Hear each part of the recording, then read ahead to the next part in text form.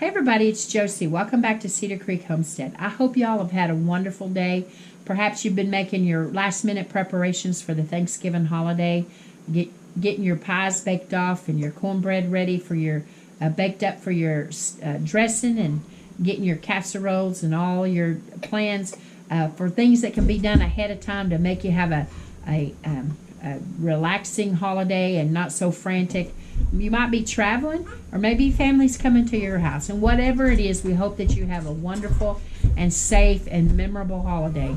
I thought we'd take a little bit of time tonight to talk about blessings. Not just any blessing, but the little blessings. Learning to count our little blessings, our small blessings. Now, it's easy for us to be thankful for the big things, and we should be thankful for the big things, for our houses and our vehicles, for our jobs and for our health. Those are big, important things, for our children and for our grandchildren. But how many of us really take opportunity to really thank the Lord for the small blessings? Now, you may be wondering what I'm talking about. And I'm talking about those things that sometimes are just little insignificant things that happen, and we go on and we don't even consider that we were blessed by that. Now, the word blessing simply means God's favor and protection. And so when we are blessed, we have God's favor. We have God's protection. Of course, we know the other meaning of blessing is, giving thanks back to God for the food that He's provided. Howie always called that turning thanks. He'd say, let's turn thanks. And meaning that we just simply turn it back around and give honor to the Creator who gave it to us. Yes, we're required to work, but it doesn't all come together until the Creator touches it and we're blessed by Him. And so we try to always pray before our meals. Little Howie is in training now. When he sits in his high chair for his meals, I get his little hands and we say a quick little prayer. It can't be a real long prayer. He doesn't have patience for it yet. But we say a little prayer over his food. Little Rowdy will take his turn when he, I guess he could really already say a blessing over him when he's drinking his bottle. But anyway, I just thought we'd talk a little bit about our small blessings. Now, people sometimes are unaware that they have been blessed in different ways. One time, Howie was having a conversation with one of his family members.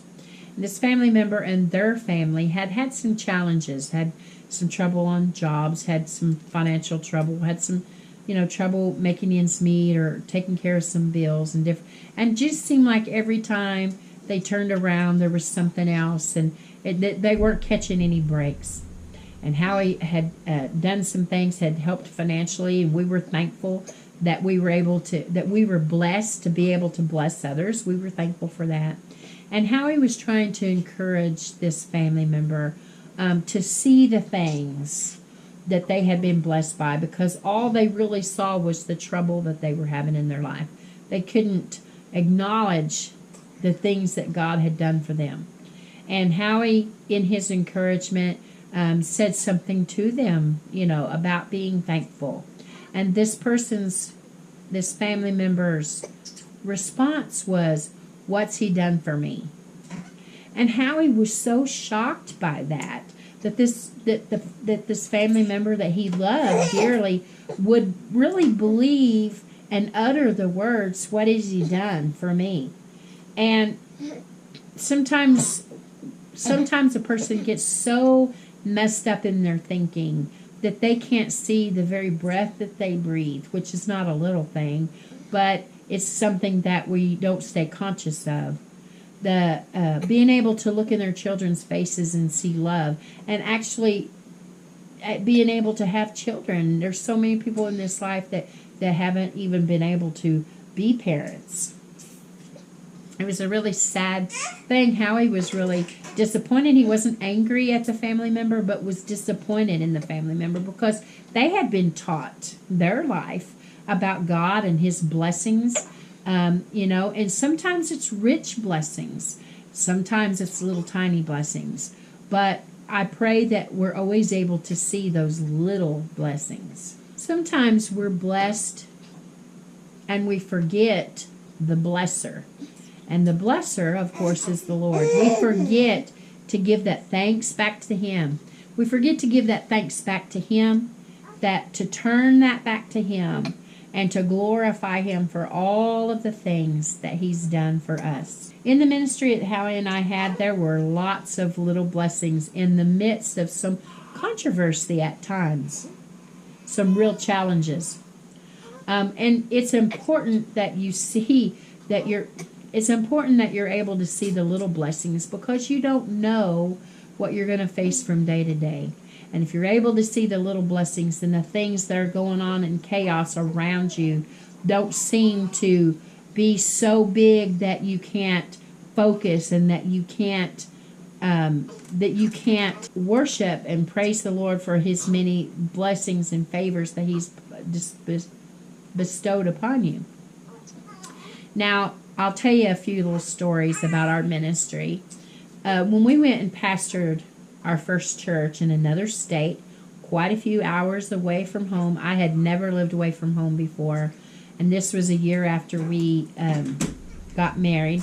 We took our first church right after our first anniversary, which our anniversary is in October. So we took our first church right after that in November. And I wanted to go home for Christmas so bad. I'd never been away from home for Christmas. But there just wasn't any way. We needed to stay there at our new church. And I was just giving Howie fits because I wanted to go home. Well, one day I was upstairs. And I honestly really don't know what happened, other than you guys know from other stories that I've shared that I'm kind of klutzy. But one minute I was at the top of the stairs, and the next minute I was going down the stairs, sliding down the stairs with my foot hitting all the rungs of the stairs as I went. And I got to the bottom of the stairs. I heard Howie running from the other room, because no doubt he heard me falling. And I looked down, and my toe, this toe, if this was my foot, this toe was laying on top of this toe. And so all I knew to do was just reach down and pick up my toe and put it back where it was supposed to be. And so I had really done a number on my foot. We were in the middle of trying to put together a Christmas program and do all of this stuff with the church, preparing to go Christmas caroling, do all of these things at this new church, this new position. And all I could really do was focus on how bad I had it. I couldn't go home for Christmas. What was I going to do? And to make matters worse, I had to go to church, our new church, as the new pastor's wife, with a dress shoe on and a house shoe on, because my left foot was broke and I couldn't wear a shoe. And so here I went to church. Thankfully, I had Christmas house shoes, and so my house shoe at least was green plaid, and so it kind of went along with everything else. But those people were so kind, that congregation at that time. They were so kind, and they went out of their way to help me with all of the different things that I felt like I had to do as a pastor's wife, and working with the Christmas program and going Christmas caroling. And they came in and they offered to help do chores and different things that needed to be done, because I couldn't do anything. Howie had to wash dishes. And so anyway, to make a long story short, I had to take a step back from being upset and being all teary-eyed and fretful that I couldn't go home for Christmas, and how down I was and how upset I was. And so what I learned being a young pastor's wife, far away from home, wanting to go home so badly, was to start looking for the little blessings. Those people went out of their way to make Christmas special for us, to let us know that we were among church family, and they just did all kinds of things to show us their love. And that can happen with you too if you take the time to take the blinders off of all of the trouble and the trials, and look around for the little things. You know, they made it so easy for us to transition, and we were truly blessed. Now, at that same little church, the time came for Howie to get his ordination with the denomination that we belonged to at that time, and it was a pretty big deal.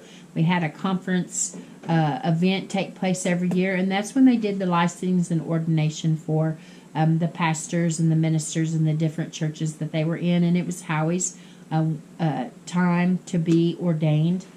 And so we scraped our money together.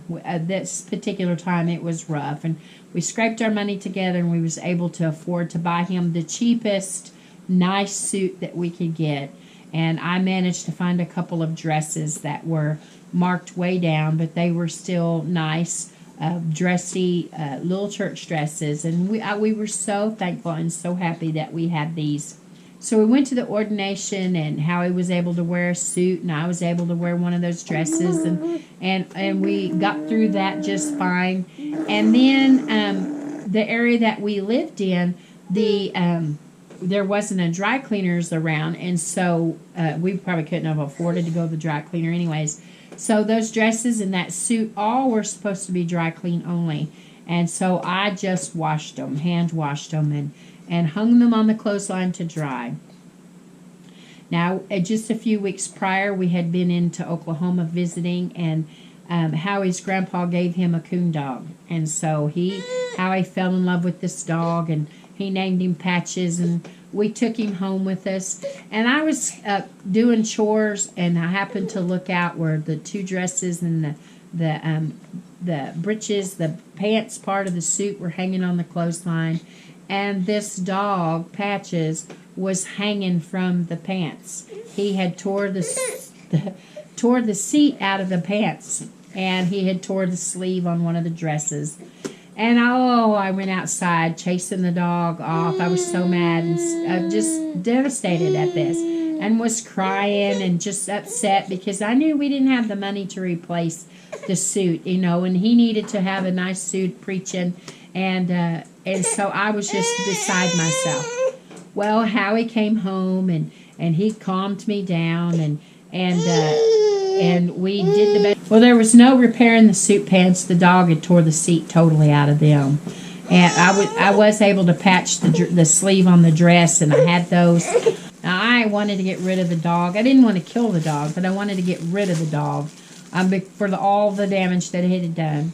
But Howie loved this dog, and he had big plans to you won't get in trouble if you don't quit. Now, Howie loved the dog, and he didn't want to get rid of him, and so we kept the dog, and he hunted with him some, and he messed with him some, and he would come around nudging me, trying to get me to pet him and to love on him. And it wasn't long before I started liking the dog a little bit, but the main reason was because the dog meant something to Howie, and that was a little blessing there. To see happiness on his face, and something that brought him pleasure. Now, later on, we moved to a smaller house, and that crazy dog got hit by a car and was killed, and I actually cried over the dog. So God can move in mysterious ways on a lot of things. There have been so many times that we've been down about different things. I've had probably shared a story with you about my iron where the heat plate came off of it and was just hanging by the cords, and I'd try to iron our clothes for church, and I had it, and finally just one day tossed it out in the snow. I got our clothes barely ironed, and I had enough. We didn't have the money to buy a new iron, and that seems strange to people because who can't afford to buy an iron, but at that time we couldn't. And you know what happened? We went to church, and this lady gave us some money, put it in our hands, and said, "The Lord told me to tell you to give you this money, that you needed a new iron." Well, isn't it wonderful how He works in people's lives? There's been countless times that I have thought about something that we would like to have here at the house, and just haven't been able to get it for one reason or another, and I would go to town, either to the local grocery store or to Walmart or some other place, and I kid you not, that thing be on clearance and we would be able to get it. God moves that way for his children. When we have favor, and a lot of people says that thought is juvenile, that maybe I'm a simpleton in the way that I'm thinking, but you know what? I just simply believe that the Lord is able to do all things for anyone. Now, I know that a lot of people would say, well, what about now? You've been blessed with all these things throughout your life. You have stories of how God touched in your ministry and in your family. There's been times that there has been injuries. My Lance, that boy of mine, has been snake bit. He's flipped a four-wheeler. He's broken bones. And God saw him through all of that. And people say, but what about now? Now you're widowed. Now you've lost your husband. Now things have gotten tighter. And all of that is true. But still, God remains true and faithful. And you know, I have a friend here. I've never met her in person. She lives way out in another state. But she has a thought, and I share that thought with her, that somewhere along in the grieving process, we get to a point where I said, and she said as well, I'm thankful for what time I did have, for those memories that I do have, the things that I got to experience, those little things, the times that he brought home something for a treat for me because he knew that I liked it. Different times where we went and done something fun just to be together. Little things. And I hope that this Thanksgiving season that y'all will remember to be thankful for the little blessings. Count the little blessings. Count the times that you watched your little one get up in the mornings. One of my favorite things to do in the mornings, I'm usually already at the computer when Cheyenne brings the boys in. They never usually get up at the same time. She's usually balancing one or the other. And she'll bring them in. Most of the time, little Rowdy, he's busy with his bottle. But Howie will sit there for a second, and then he gets a big grin on his face, and he's ready to face the day. That is a little blessing. And if you've got littles in your life, watch them open up to the morning and to be excited about their day. Howie hits hits the ground running, and he hits his toys, and he hits his breakfast, and he's ready to go for the day. Sit out on your porch and watch the sunrise. Such a little thing, or a sunset, or listen to the birds call, or whatever it is that brings you pleasures. But remember to count the little blessings.